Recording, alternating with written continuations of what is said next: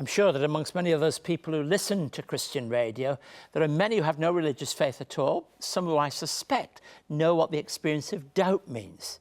Now, Thomas is our inspirational story of a character from the New Testament. It's both attractive as a story. It's a story that might be helpful to many who are searching or struggling in their journey to faith.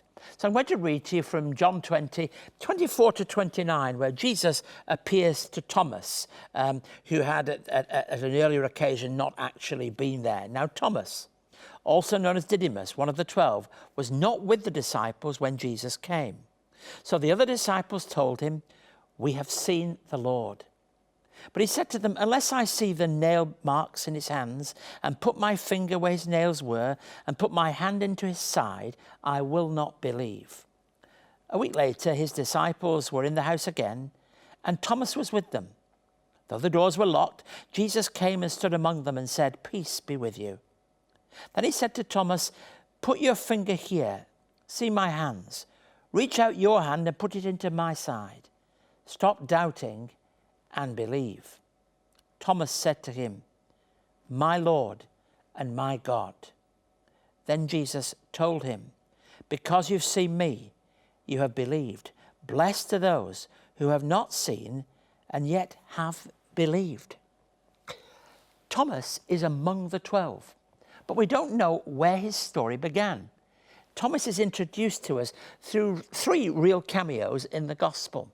Thomas was known as the twin, and that's difficult to define and what meant by that. It could mean he had a twin brother or sister, but it could mean also that he was a twin by nature. Some writers have even suggested that there were characteristics that made him a little like Jesus. Well, we'll never know that, but it's John's Gospel that tells us about Thomas through 3 major incidents. First of all, Thomas is pessimistic when news of Lazarus' illness reaches them. So when you read Lazarus' account of his life in John chapter 11, you see him being raised to life, when in fact he was recorded as being, it's Thomas who's got anything but hope in his heart when he receives that news. It's also Thomas in the 14th chapter who blurts out that he doesn't know the way where he's going to Jesus, and it clears the way for Jesus saying, "I am the way, the truth and the life." And the third time is after his absence, when Jesus appeared to the disciples and he said, "Unless." He puts a condition upon what's necessary for him to believe. And what happened 8 days later is that Jesus Christ appears to the disciples with Thomas present and invites him to touch. But you'll notice if you read the passage, he doesn't do that.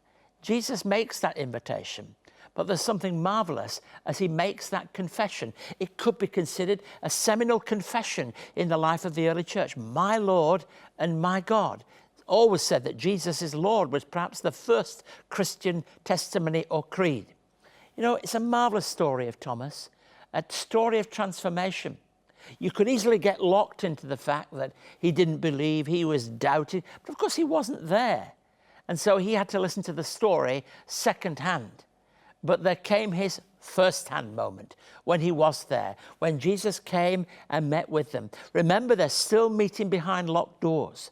And he comes and stands in their midst. And the very thing that Thomas had said, unless I am able, Jesus says, "Okay, if that's what you need, if that's what you want, then you do it." So the invitation is put out by Jesus to Thomas. But I don't know whether it's what he sees in his face. I don't know whether it's something just of him being there, but I know that the presence of the risen Christ becomes a transformational moment for Thomas. And so as he falls down and says, "My Lord and my God," what an acknowledgement. He's saying everything that I've learned to this moment, that I've seen in his life, everything that I've become aware of, everything that I've heard now through the story of my colleague disciples, I now believe to be true. He saw that Jesus Christ was the risen Lord.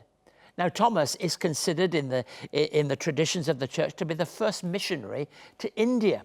So you could hardly say this is the end of the story. This, if you like, is the next stage in what will be a lifetime of missionary service. What a marvelous picture to have of a man whose life was full of doubt, who came to a point where he said, unless, and Jesus reveals himself and he confesses.